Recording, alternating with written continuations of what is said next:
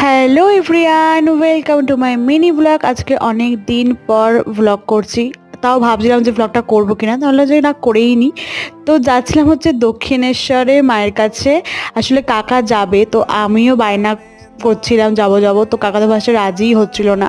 তো তারপরে কি ভাগ্যি রাজি হয়েছে, আমাকে নিয়ে এসেছে। আরও দুটো কাকা গেছিলো। তো ফার্স্টে মন্দিরে গিয়ে তো আমরা মাকে পুজো দিলাম, আর মাকে বেশ খুব ভালোভাবে দেখতে পেয়েছি। মোটামুটি ভিড় হয়েছিল, ভিড় হয়েও ছিল, মানে অতটাও নয়।